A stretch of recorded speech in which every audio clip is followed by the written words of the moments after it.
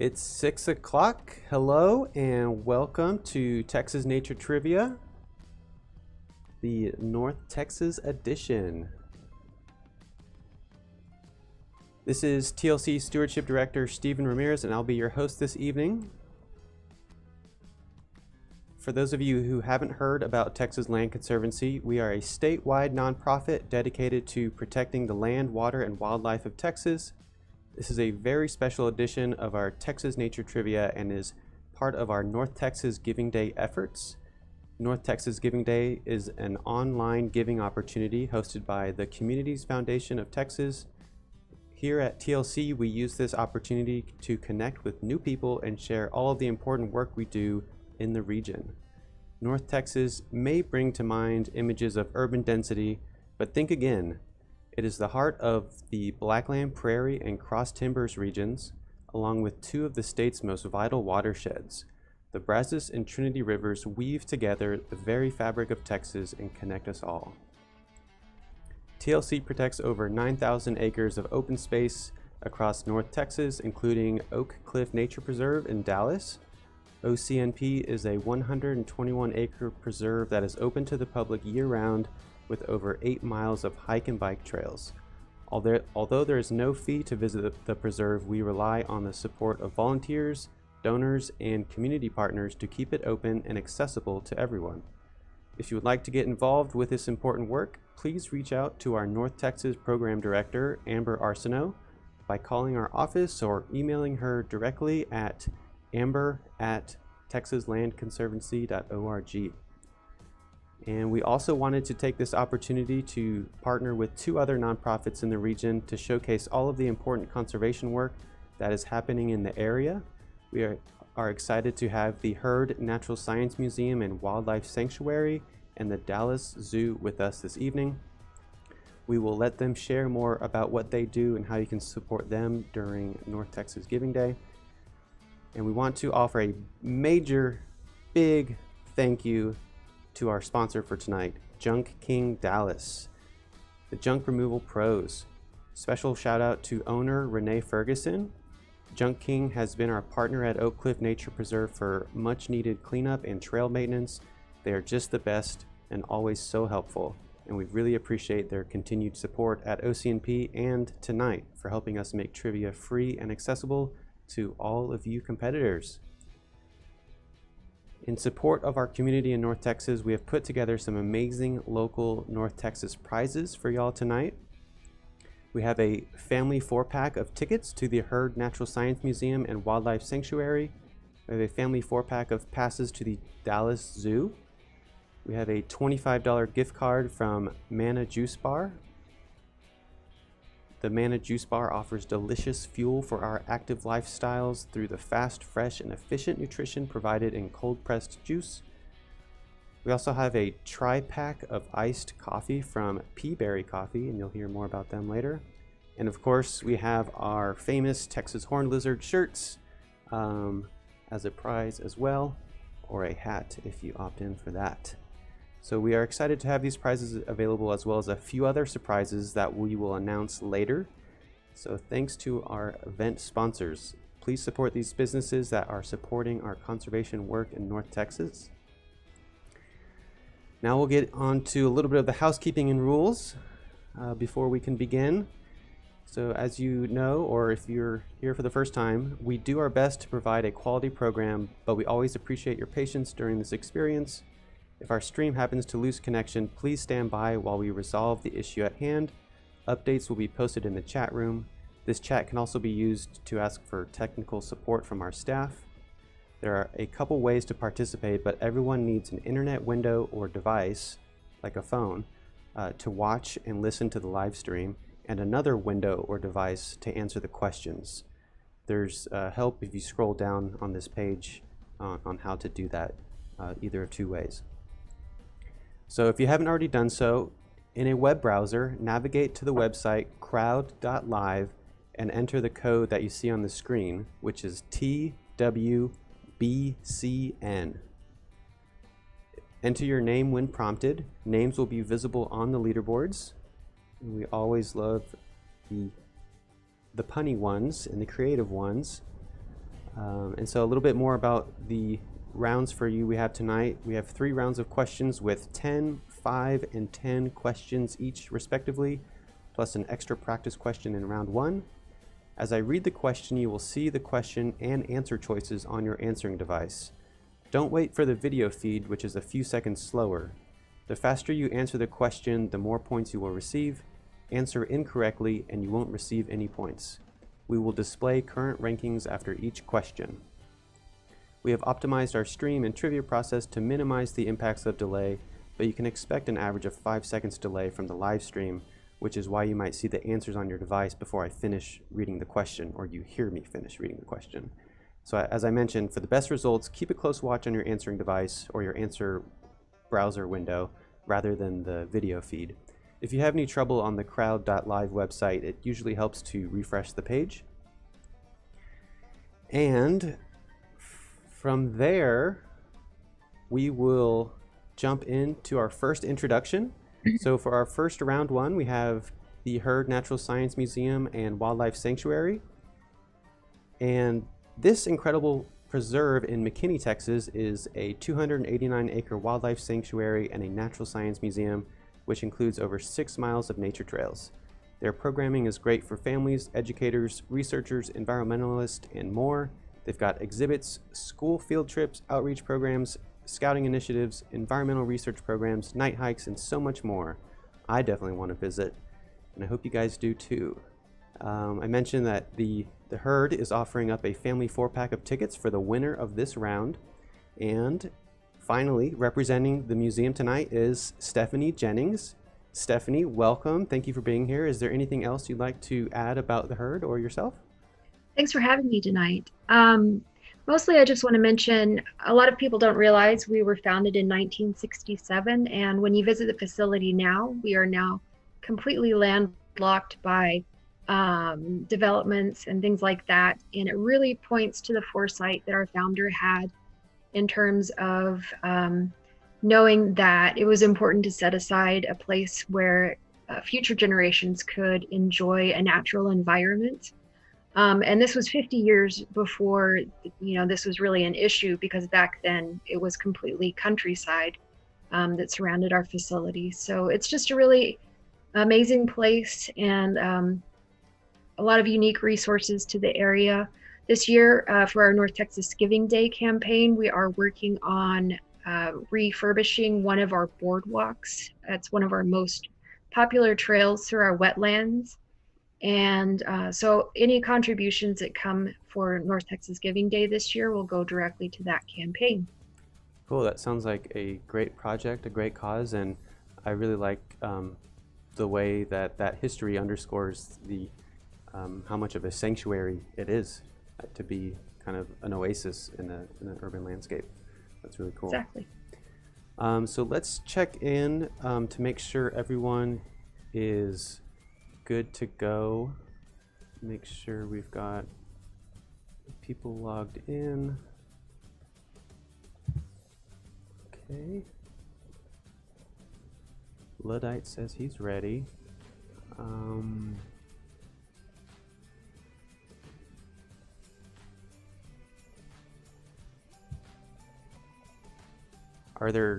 Is anyone else having trouble before we begin? Rancho Zunzun is ready. Michael J says bring it on. We know Luddite is ready. The Rangers are ready. We're so glad to have you all here. Cool. All right, so let's get started. This first one's going to be a practice question. So here it comes.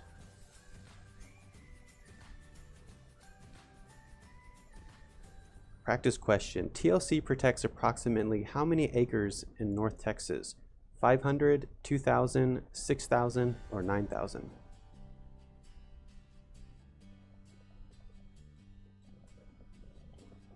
So you see that we have a 30-second timer to get your answer in. And you'll see the answer choices pop up on your device or window. So get those answers in, and then we'll display the survey results.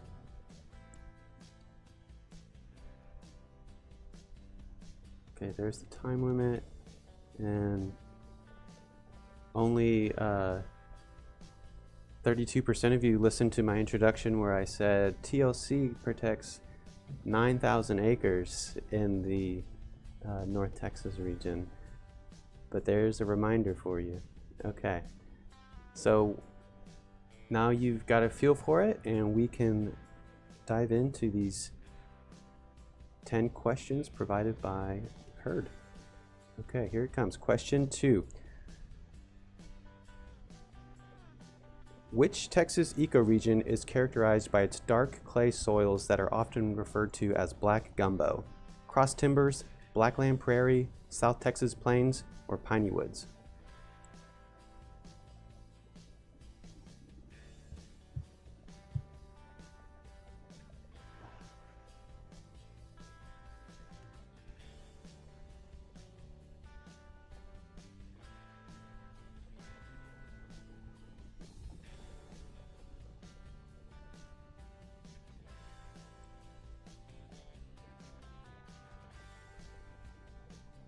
Okay, time is up, so let's see what y'all said. Oh, a lot of confidence here. We've got 95% on Blackland Prairie. So great job, guys. The Blackland Prairie region is considered one of the most endangered ecosystems, with estimates that less than 1% of the original tallgrass prairie remains. Due to its rich, fertile soils, much of the prairie was first converted to agricultural endeavors, which now also includes expansive urban development. Cool. Stephanie, that makes me curious, what sort of habitats are out at the Herd Sanctuary? So we actually have several different, I'm at a loss for the term all of a sudden, but the Blackland Prairie is also characterized by bottomland forest. So in addition to prairies and meadows out there, we do have an extensive bottomland forest. It's very beautiful. We have a man-made wetlands. It provides a lot of unique opportunities for prothonotary warblers, things like that, as well as limestone escarpments. Cool. Is that wetland boardwalk project on the man-made wetland area? Yes, it is. Cool. Yes, it is. All right, let's go to the leaderboard and see how y'all did. I see who got the answers in fastest. And we've got a tie for first with Luddite and Paige with 95 points. And in third place, Adam No Means with 94 points. So great job to most of you. And let's continue on to question 3.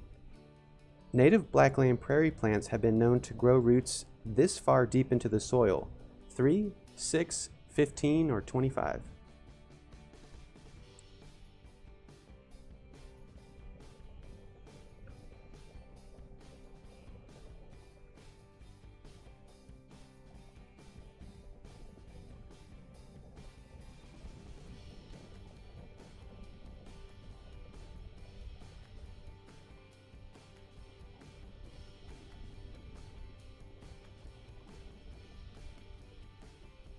Okay, time is up. Here's our answer spread, and the majority says 25 feet. What can you tell us, Stephanie? It is actually 15 feet. So these deep roots help protect prairie plants from hazards such as fire, grazing, and drought. Many prairie plants have extensive root systems that reach 10 to 15 feet into the soil.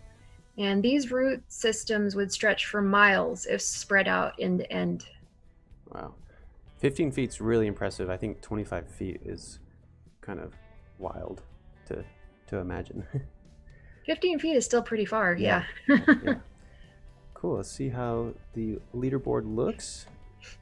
And there is Texas Naturalist making their first appearance for tonight. These are reigning champs. With 178 points, and we have the Sycamorons. That name rings a bell. In second place with 175 points, and Hiker Historians. Welcome to the leaderboard with 169.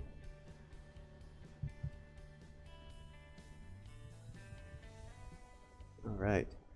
we can go into the next question, number 4. Texas is located along a single migratory bird flyway. True or false?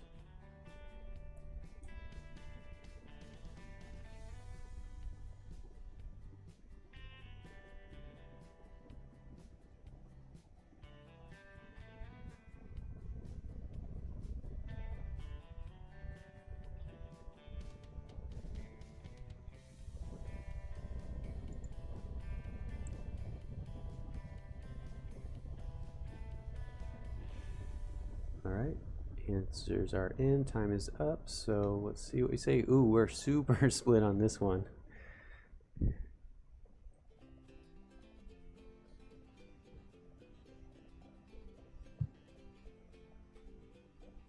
Should I tell them? Yeah, you're gonna break someone's heart, but what can you tell us? That is false. So many species of birds fly hundreds of thousands of miles as they seasonally shift from northern to southern regions and then back each year. The four main flyways that cross through North America are sometimes referred to as the Pacific, Central, Mississippi, and Atlantic flyways.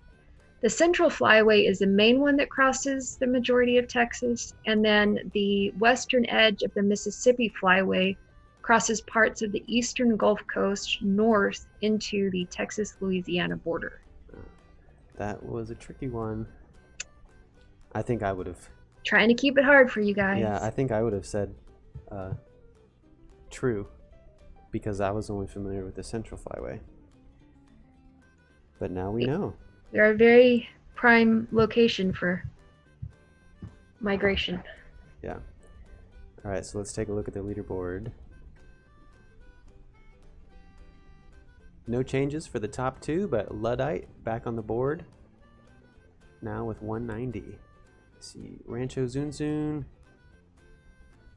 Fonda, how you doing? What else we got out there? Chris and Katie, GC Warblers, y'all are doing great. Jester. All right. So glad to see everyone. Let's move on to question 5. There was a period in time when most of Texas was entirely underwater. True or false?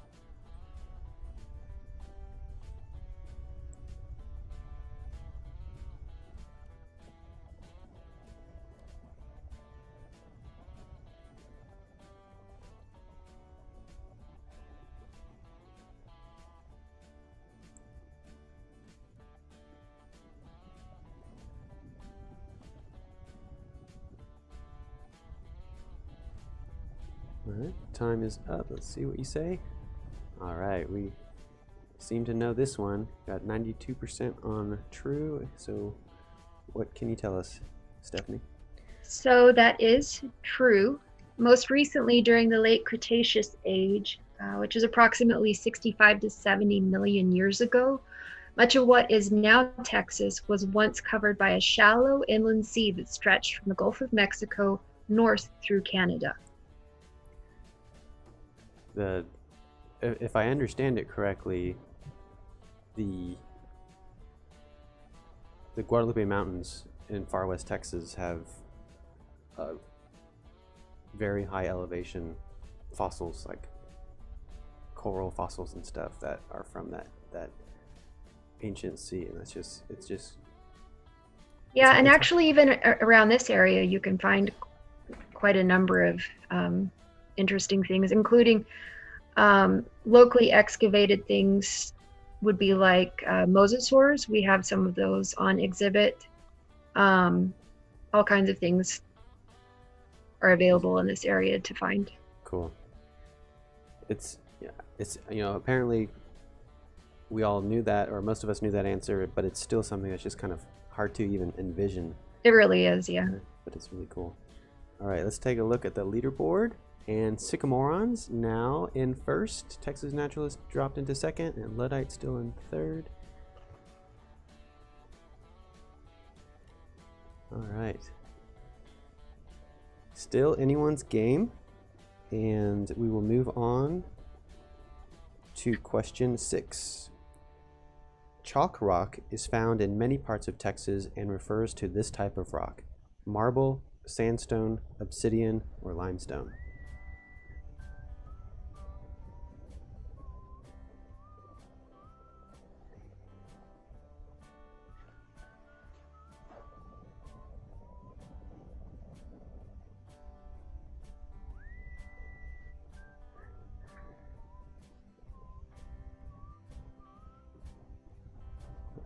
Digging the old school rock gif, Ellen. All right, time is up, and another easy one for y'all. We got 88% on limestone. So great job, guys. Limestone is often created from deposits formed at the bottom of oceans and often has fossils found within it. So, perfect segue from our previous question. Exactly. Okay, and the leaderboard.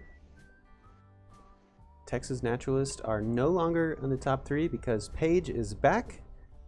Way to go, Paige. And I'm looking to see more names up there, so keep at it, guys. And we will go on to our next question, number 7. Which of the following is a bee species not native to Texas? Sweat bee, bumblebee, carpenter bee, or western honeybee?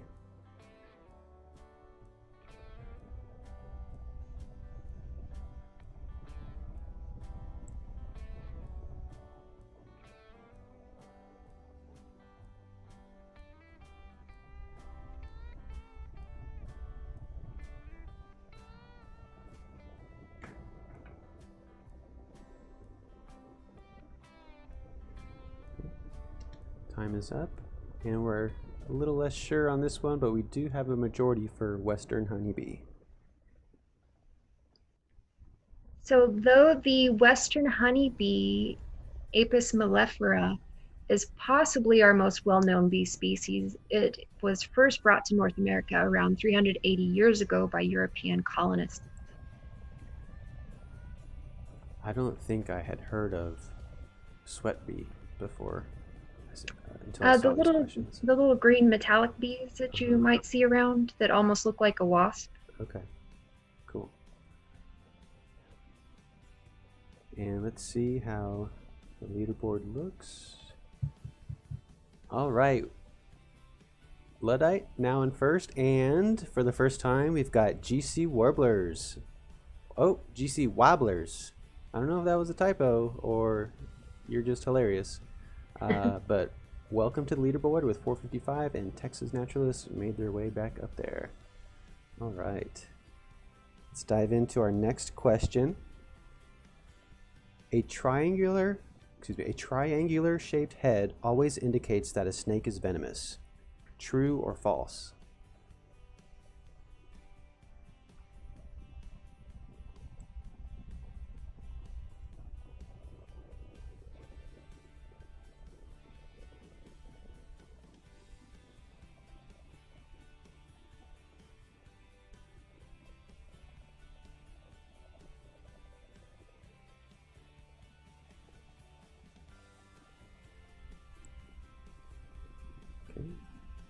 Time is up, and most of you guys say false.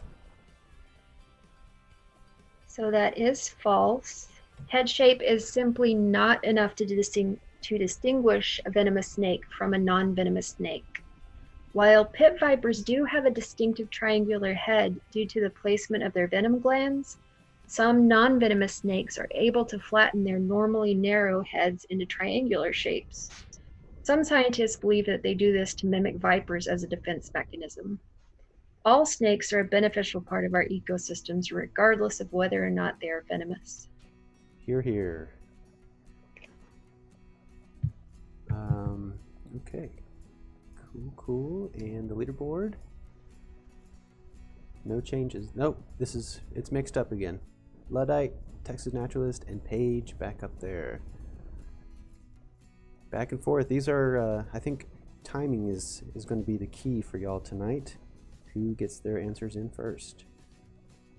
But don't go too fast that you miss a key word or something like that. Okay. We've got a couple more for you in this round. So number 9. 9-banded armadillos are known to react this way when startled. Jump 2 feet straight up, leap 3 feet sideways, roll on their back and play dead, or make a loud growling noise.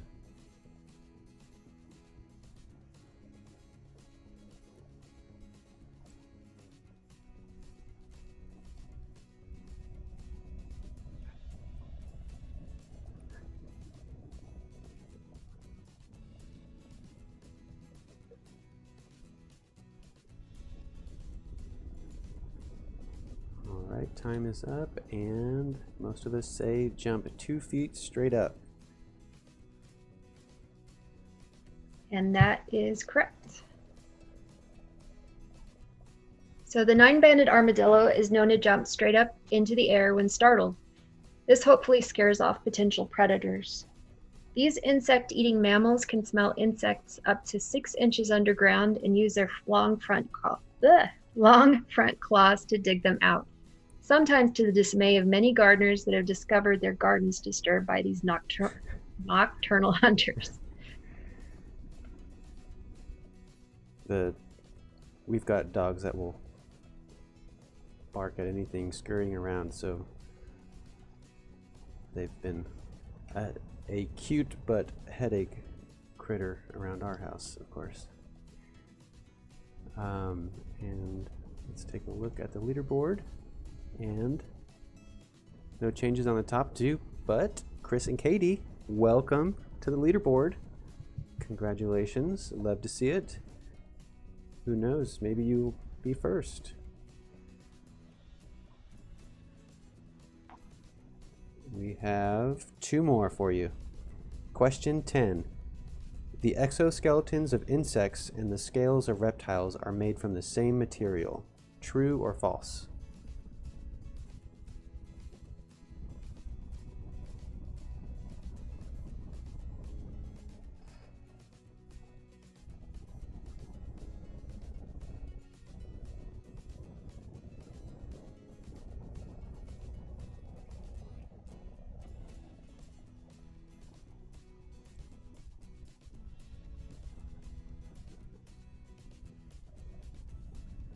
That's the time.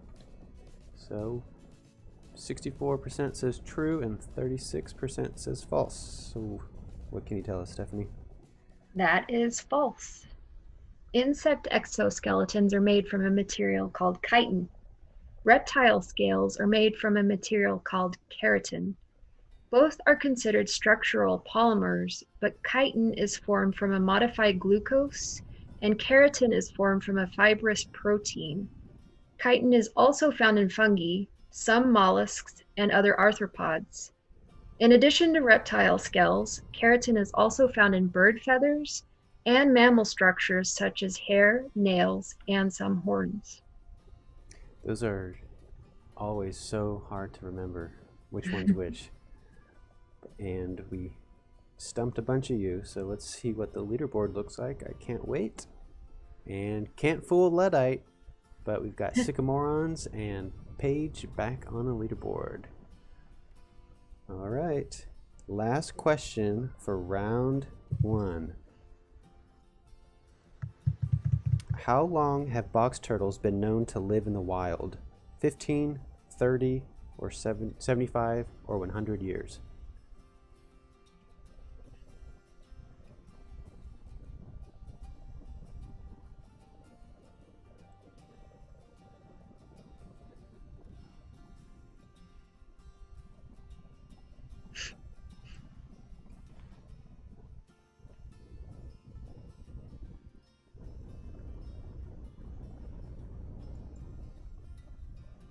Okay, we'll finish that one up, and we've got 48% on 75 years, but a handful of others say something else.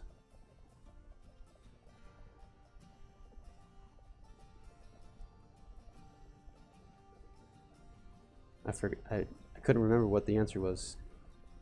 So box turtles' life expectancy in the wild is thought to be about an average of 50 years, but some have been known to have lived for at least 100 years. Ooh. And it can take 7 or more years for a box turtle to become mature enough to breed. They are called a box turtle because their unique jointed plastron, the bottom part of their shell, that can close up to meet the front of their top shell, the carapace, essentially closing their shell up like a box. Cool. That's super old. It is, and I will say box turtles are definitely going through a difficult time these days. Definitely something I encourage people to Google. Mysterious and sounds perhaps startling. Well, I don't. Uh, there's a lot of habitat fragmentation and things like that going on these days, and so they're just they are becoming more and more threatened. Well, hopefully, we can make some changes to do something about that. All right, so that was the last question of round one, and the winner for round one is Luddite with 746 points, and in second place we have Sycamorons with 701, and in third place we have Paige 51066 with 694. So that is the winner of the Family 4-pack to the Heard Museum and Wildlife Sanctuary. If you're unable to redeem this prize in North Texas, please consider forfeiting the prize to a runner-up who would be able to take advantage of that. So we can get that sorted out in the chat. But thank you so much, Stephanie, for joining us. Thank you to the Heard Natural Science Museum and Wildlife Sanctuary. Let's all give her some thank you gifts in the chat. And don't forget to show them some love during North Texas Giving Day. Thanks for having me. Excellent. Thank you so much for bringing these questions in. Those were great. And yeah, I hope your North Texas Giving Day is fruitful and you can get that boardwalk funded. Thank you so much. All right, we'll catch you next time. Night. Bye, Stephanie.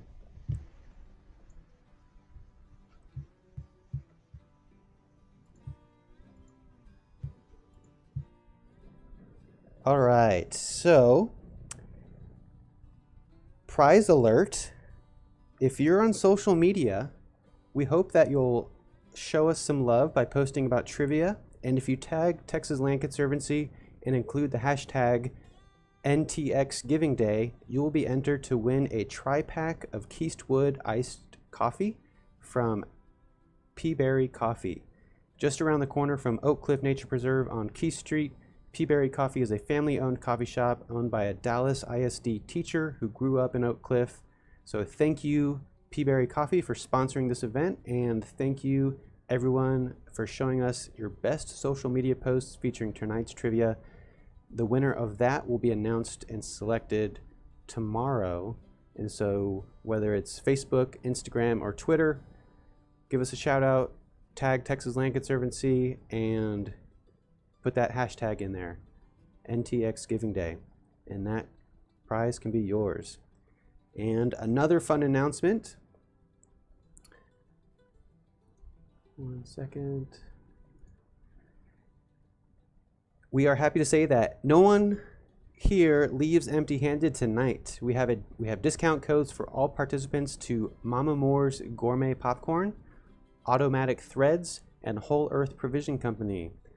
Mama Moore's Gourmet Popcorn only uses the best ingredients and have over 40 different gourmet flavors, both savory and sweet, including lemon pound cake, OMG. They've got both shipping and curbside, so pickup, so everyone can enjoy this special treat. Then we have Automatic Threads. This is a new partner we're thrilled to have on board. Their vision is to provide all women with a nature-inspired activewear option that fits and performs in even the most extreme conditions. They use sustainable fabrics whenever possible, taking care of what we're all here to celebrate tonight, which is nature.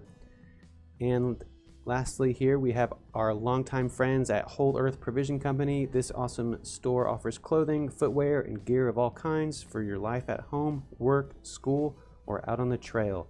They've got awesome outdoor gear, so definitely check them out. Take advantage of those coupons. And hopefully you'll be able to put those to use for whatever adventure you have next. Okay, I'm happy to see the prize for the Family 4-pack is being passed along to Paige. It's a really great prize, so we hope Paige can get to use it. And let me get us going into our next round.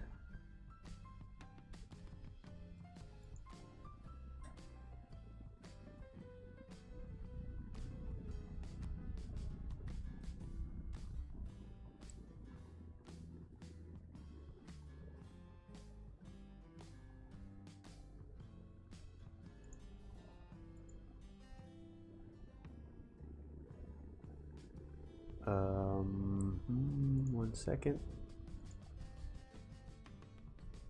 I think I figured it out. Let's see. Rankings, hide that.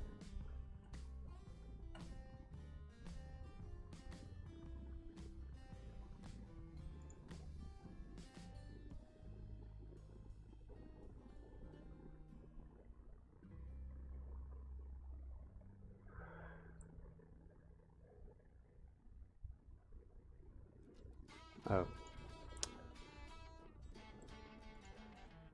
Our platform made some updates, so I'm trying to find the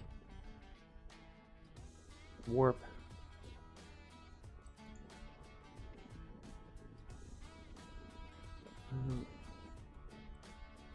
Oh, here it is. Go to next round. Sorry about that. Wait.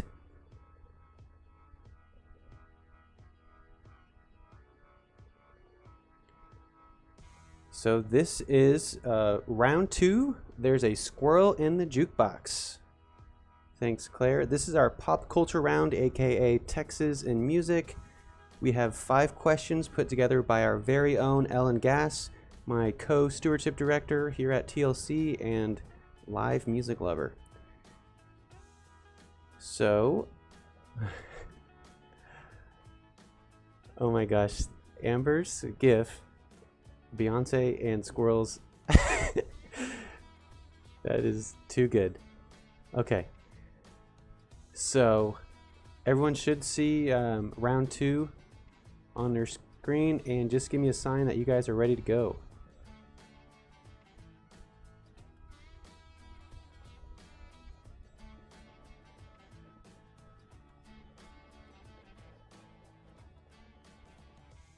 Okay, great. Rancho Zun Zun is ready.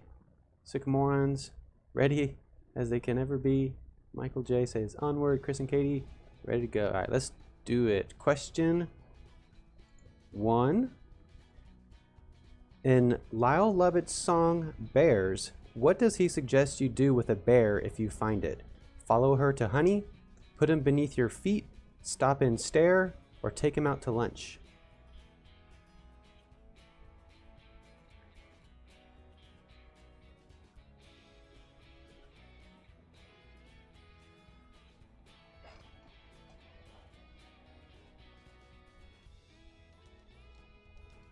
This round is really going to test the versatility of some of you.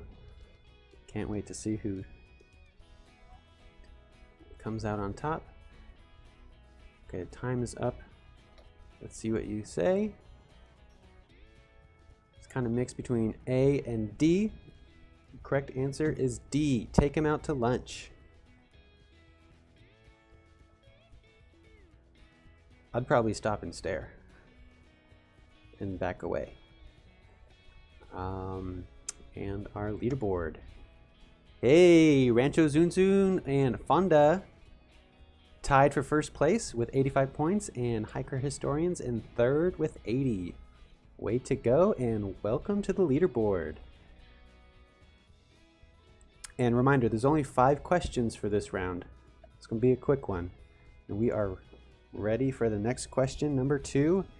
In the Texas River song by Townes Van Zandt, he courted his deer by one of the longest rivers in Texas. By which river did he court his deer?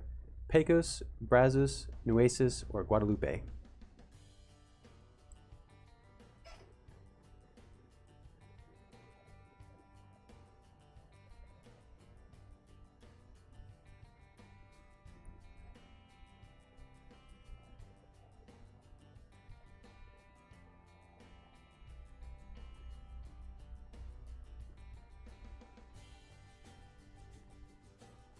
Okay, time is up. You say 63% on Brazos River. A few others mixed in there, and that is the correct answer, the Brazos River.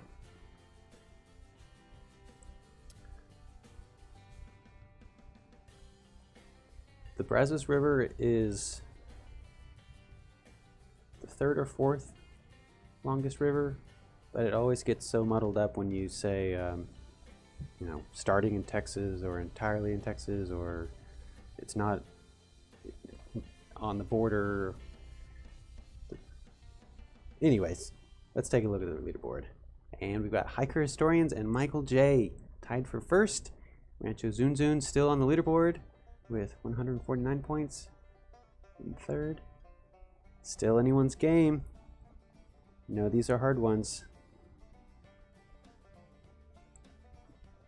Alright, next question number 3. In Steely Dan's song, Parker's Band, what native Texas mammal will you be riding bareback on? Armadillo, longhorn, javelina, or cougar?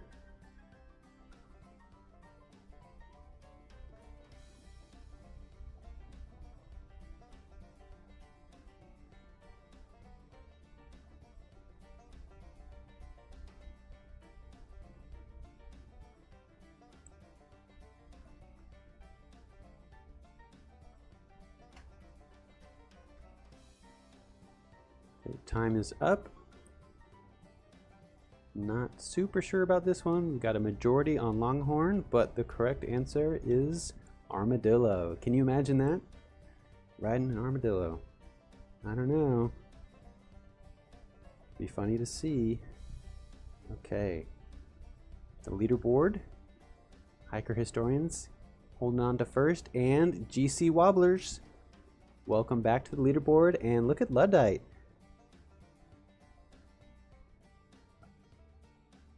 One of our top naturalists rocking this pop culture round.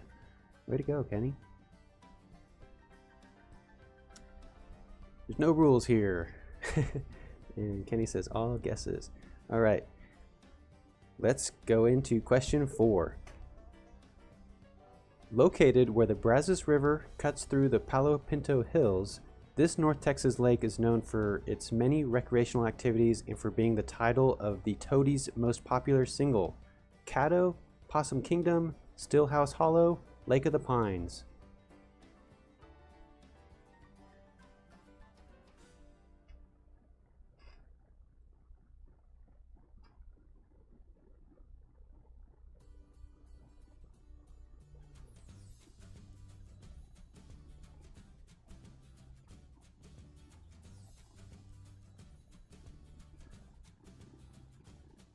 Alright, y'all thought this one was easy, so let's see how you did. 96% say Possum Kingdom. And of course, that is the right answer. Alright. No changes in the top 2, but we've got the Rangers in third with 280 points. Hiker Historians is pulling away just a little bit. We've got one more for you. Question 5. In the song Cowboy Take Me Away by the Chicks, what do they want a pillow made of? Texas stars, plowed soil, prairie grass, or bluebonnets?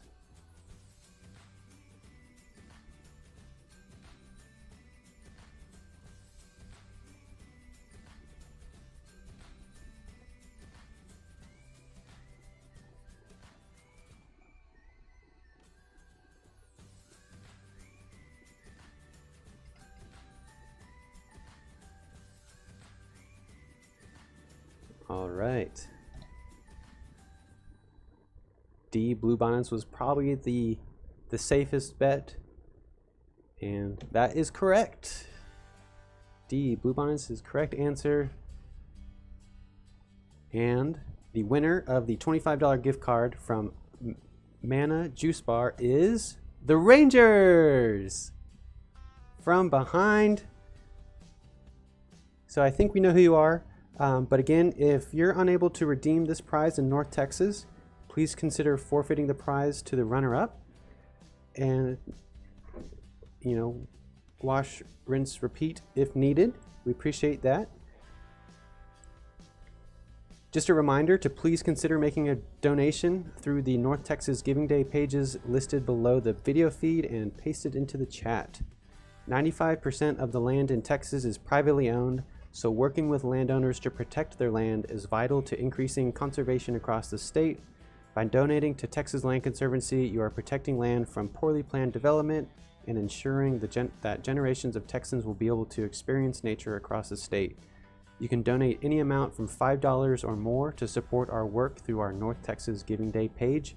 Every gift helps, excuse me. And please pardon me for a moment while I bring in our next guest.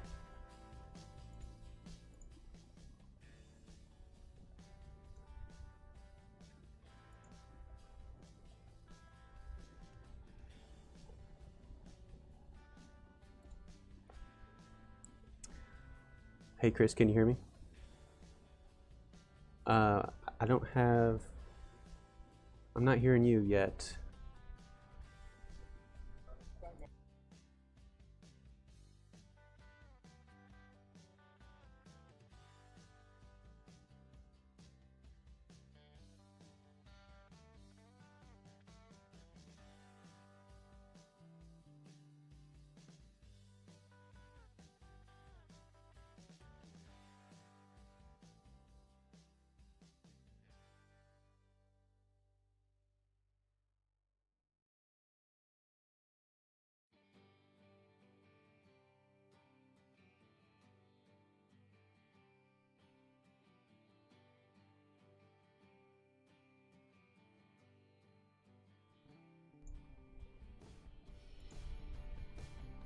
Aha!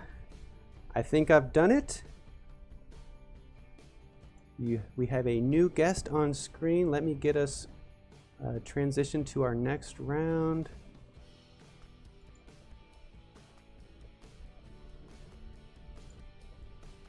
All right, there we go. You should see round 3, Dallas Zoo. So this is our Dallas Zoo round. The Dallas Zoo is a great place to get fresh air and explore nature, see and learn about animals from all over the world, and enjoy a fun-filled afternoon. The Dallas Zoo is the oldest and largest zoo in Texas. It's 106 acres, and you know we love counting acres at TLC. It started with just 2 deer and 2 mountain lions in 1888 as the first zoo in the Southwest, and now has thousands of animals and is both a local and global conservation leader. Representing the Dallas Zoo tonight is Chris Korpis. Chris, thank you so much for being here. Would you like to share anything about yourself or the zoo? I'm Chris. I'm the Conservation Programs Manager at the Dallas Zoo. So I'm the lucky guy that gets to work with those conservation partners around the world. We've got partners in Africa working with animals like gorillas, giraffes, you can see right here, elephants, rhinos, and so much more. We've got partners in Asia working with animals like the Sumatran tiger. And then we've got partners here at home working to protect animals like the whooping crane and, of course, the Texas horned lizard, one I know you guys are big fans of in this group.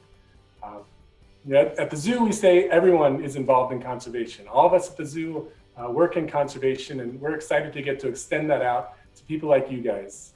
It's going to take a really big group of people who all love nature to make sure that we have these beautiful landscapes for all of us to live in, work in, and enjoy for generations to come. So the zoo has been open since May. We closed for a little bit during the pandemic with the shutdowns, but we are back open again and excited to have people visit.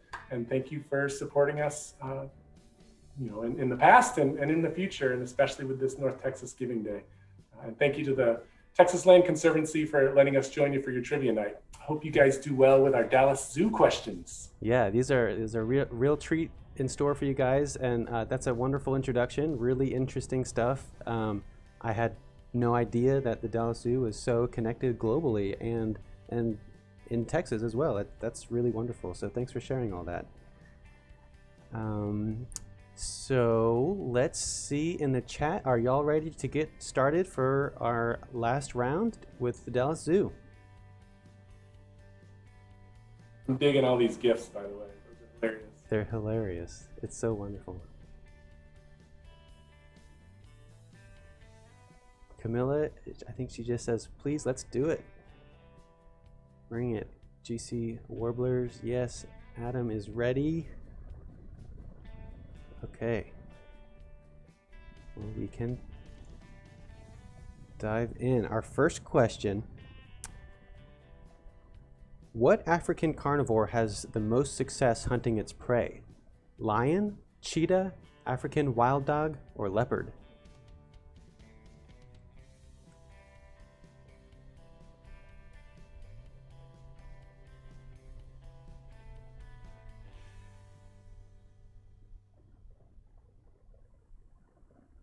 We're going to make y'all dig deep in your brains for that global knowledge you have.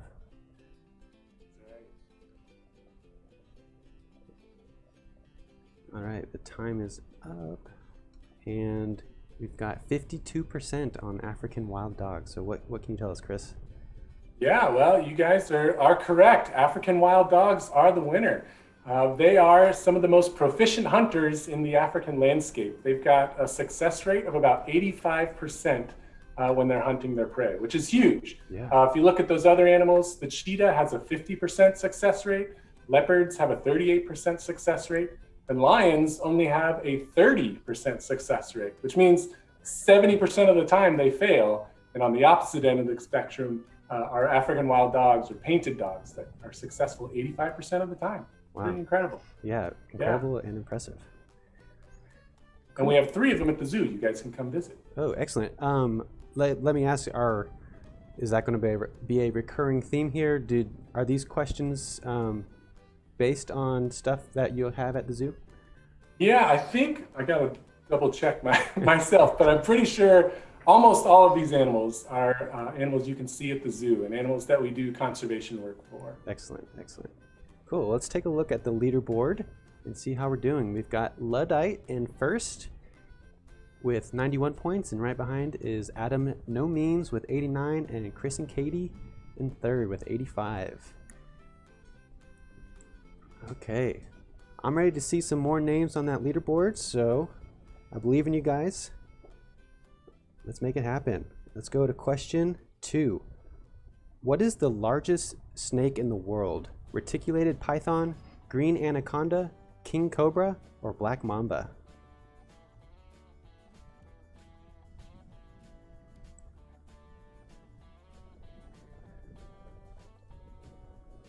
Speaking of the wild dogs, my dogs just busted into my room here. I hope they don't start barking. Mine is sleeping right here behind me on the couch. Nice.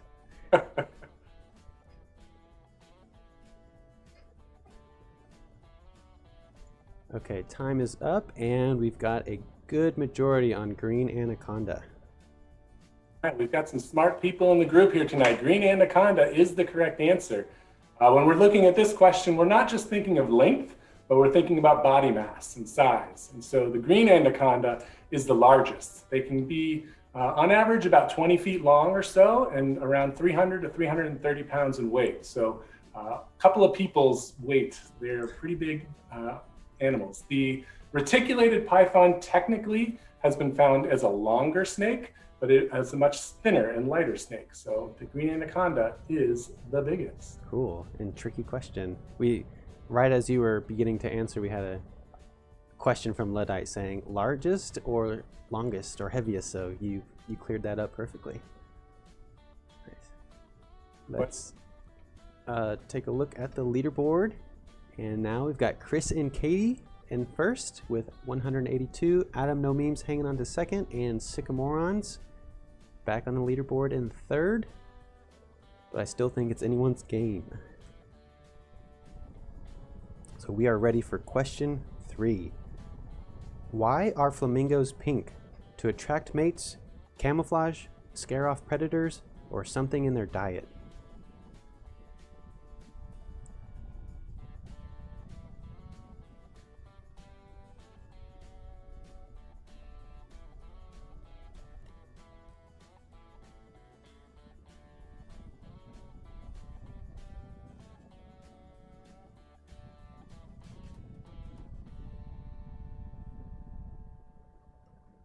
Okay, time is up, and a lot of confidence on this one. We got 83% saying D, something in their diet. That is correct. Man, I'm impressed. We've got a lot of animal lovers in the group here. So I was surprised when I learned this fact years ago that flamingos are actually born gray or sometimes like a lightish brown color, and they become pink over time because of the food that they're eating. It's usually shrimp, algae, something that has a red-orange pigment in it, and eventually they eat so much of it that it starts to show up in their feathers, and they turn that pink or orangish color. It's really interesting. And one little side note, I was reading today that house finches kind of share that variance or their diet also kind of determines the hue of their red to orange. Really interesting. That was one of the first birds I spotted when I moved to Texas. Nice. And the leaderboard. Sycamorans moving up to first, but only by 1 point. Chris and Katie in second, and Adam No Means in third. How's everyone else doing out there? Stella, you're doing great. Tate, Loopy Lupines, y'all are pretty close to the leaderboard, so keep it up. All right, and our next question, you're gonna love this one. Number 4, which of the following can hippos not do? Float, run, swim, or hold their breath for 5 minutes? I can't wait for the gifts on this one. This might be my favorite question on the list.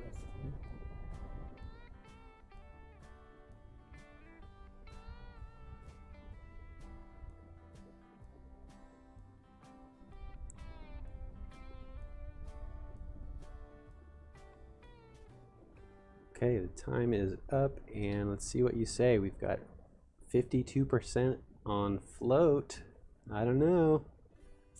Yeah, so this time the scale has shifted. So hippos actually cannot swim, technically. Even though they spend a ton of time in the water, they'll spend about 16 hours a day in the water, they can't actually swim. They can float, but they can't really dog paddle their way along in the water there. So what they do is they run along the bottom, and then they'll kick off the bottom as they kind of bounce through the water column. And they can do it really fast. They can chase boats in the water at incredible speeds. And even on land, they can run about 30 miles an hour. So they're a pretty intimidating animal. Yeah, that's just one of the wildest things in nature is like how big and fast they are. It's crazy. There's so many interesting stories about hippos. At one point, the American government wanted to bring hippos in and release them into the Mississippi River just to be hunted. And I'm so glad they didn't, because that would have destroyed the Mississippi landscape. Oh my gosh. Yeah. That's wild. All right, very cool. And hey, look at that. Stella in first place with 339. A great lead there. Sycamorans in second, Chris and Katie in third. I think a lot of people were stumped on that one, but now you know. All right, we're ready for question 5. How many bones do giraffes have in their neck? 7, 85, 32, or 150?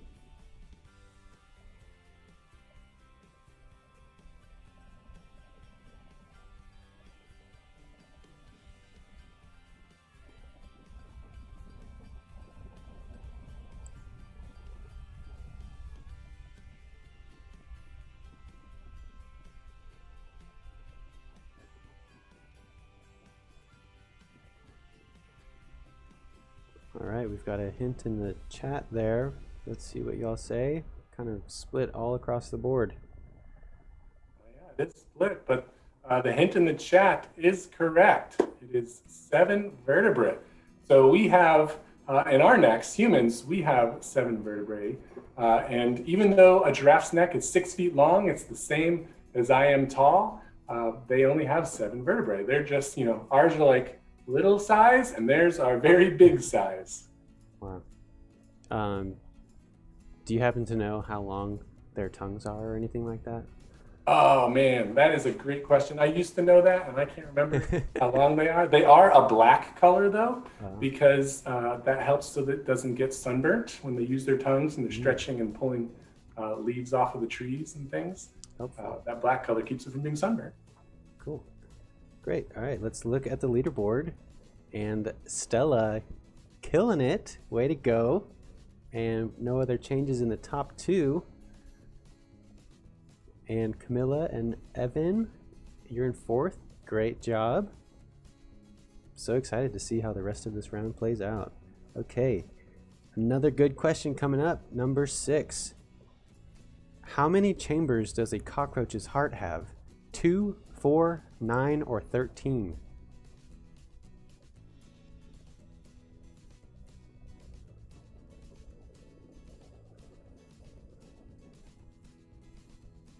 this was a good question with Halloween coming. Oh.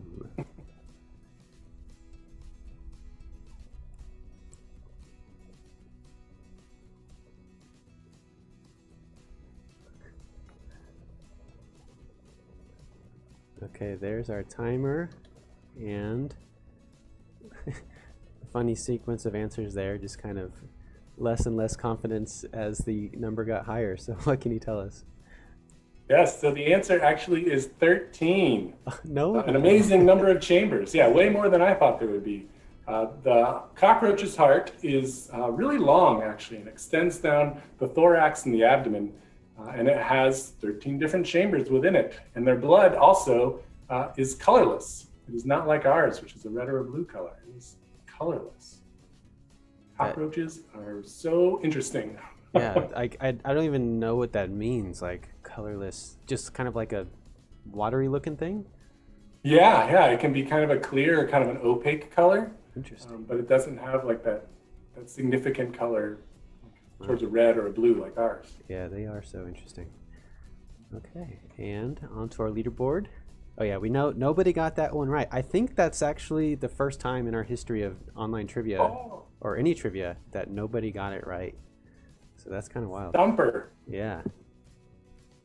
Hats off to you for bringing these questions to us. And we can go on to our next question. Man, all these questions are so good. I just kind of see the prompt coming up. I'm like, oh, I can't wait to ask this. All right, number 7. What is a group of hedgehogs called? A cluster, a prickle, a tower, or a family?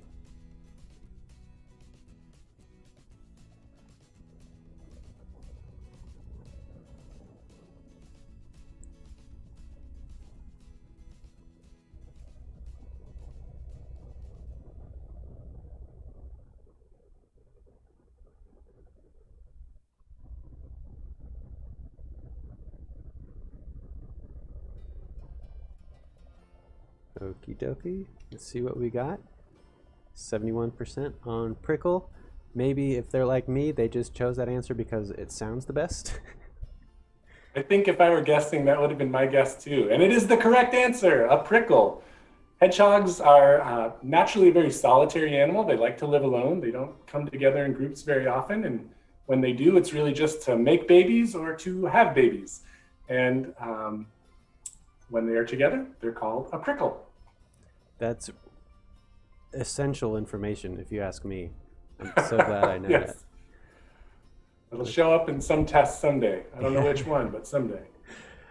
All right, let's take a look. And Stella continuing to lead us. Chris and Katie and Luddite still hanging on there. But who knows if they're going to be able to hang on. Okay.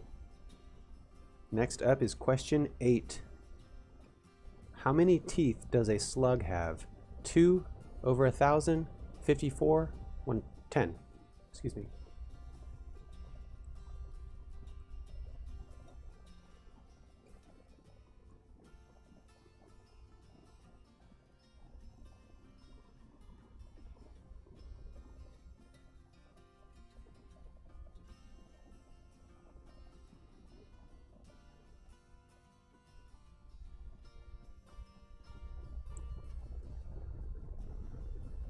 Alrighty, and I think it's looking pretty good. We got 50% on B, over 1,000. Right, yeah, slugs have over 1,000 teeth, which is crazy to think about. Those little guys have thousands of teeth. They have really microscopic teeth. It's really cool to see under a microscope.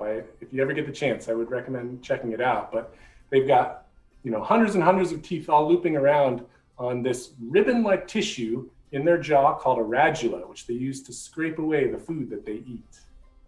I guess that explains how they can devour, plant leaves and stuff. You see this kind of unassuming little squishy guy, and you're like, how's he doing that? That's cool. Okay, and no changes on our top 3.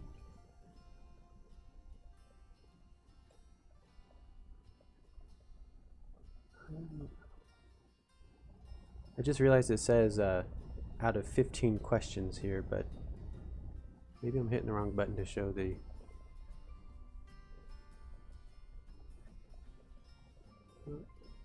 Weird. I don't know what's doing that. Anyways, we will continue on. We've got 2 more for you. Which of the following, here's number 9. Which of the following animals can survive without drinking water? Snake, turtle, kangaroo rat, or bat?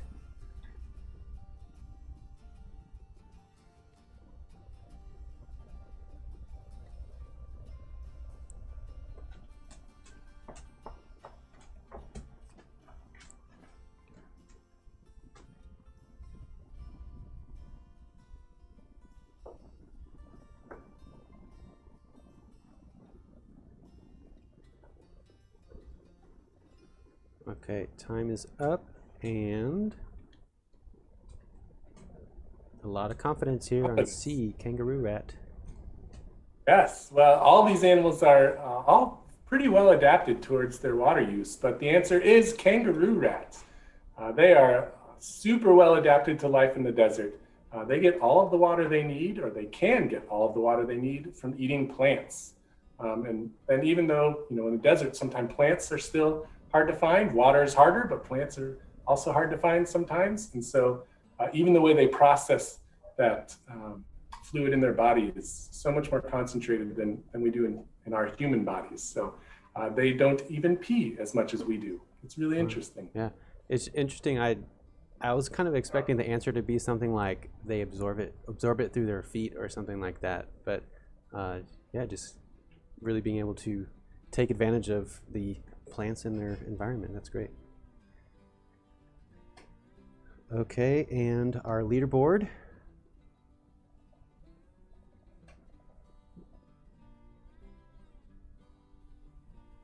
I hope I'm not going crazy with the scoring here.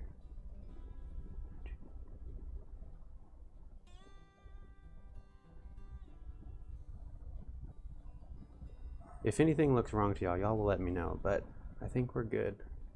And we will go on to our last question. Question 10. Which of the following mammals has the shortest pregnancy? Koala, opossum, wombat, or kangaroo?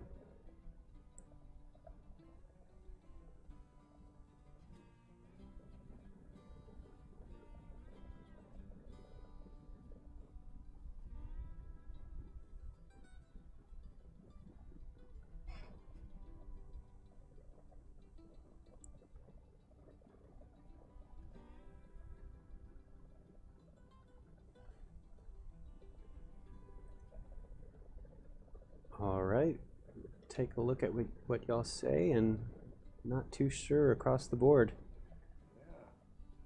I wish I could have bonus points to this question, because I would also love to ask if they knew which animal is America's only marsupial, because that is the answer to this question as well. It's the opossum.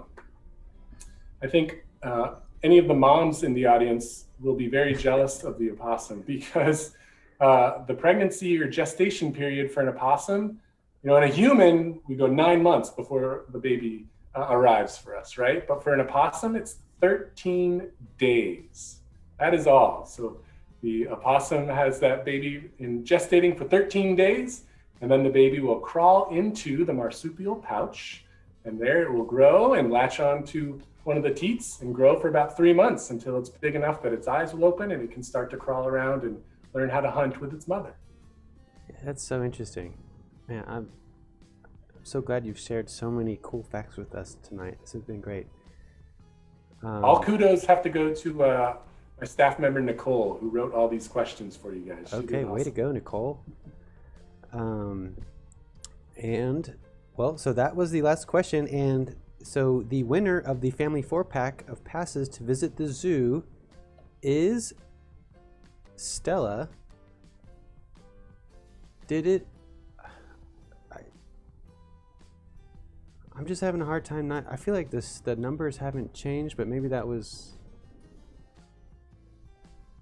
we have zoo members were the winners, so they might want to pass it on. In the audience, do the scores all look like they're adding up to y'all? Or am I just losing my mind? and that's kind of a anticlimactic ending. I apologize. Okay, thanks, Kenny. So we'll go with that. And Chris, thank you so much. This has been so wonderful. I really appreciate you joining us and sharing all that information. Everyone in the chat, give him a big thank you with your best gift. Make sure you show them some love, the Dallas Zoo, during North Texas Giving Day. And before we announce the overall winner of tonight's trivia, I want to once again thank the Heard Natural Science Museum and Wildlife Sanctuary and the Dallas Zoo. It was so great partnering with both of these organizations tonight. And also, final thank you to all of the amazing sponsors, Junk King Dallas, all of our prize donors, Mana Juice Bar, Peaberry Coffee, Mama Moore's Gourmet Popcorn, Automatic Threads, and Whole Earth Provisions Company. Keep an eye out on your emails for all the coupon codes. And please don't forget to make a donation to all the organizations featured tonight. You can find their pages below the video feed and in the chat window. So with all that, the overall winner for tonight's trivia and the winner of a TLC hat or shirt is... I thought I hit the button. Luddite. Congratulations. You may already have every shirt we've ever made, but hopefully we can find something for you. Okay, thanks everyone. Chris, thanks again. That was great. Would you like to say any last words? Yeah, just thanks for having us, and hope to get to see all of you at the zoo. We're open and we're ready to have you visit. Excellent. Great. That's it for everyone. We will see you next time. Cheers and good night.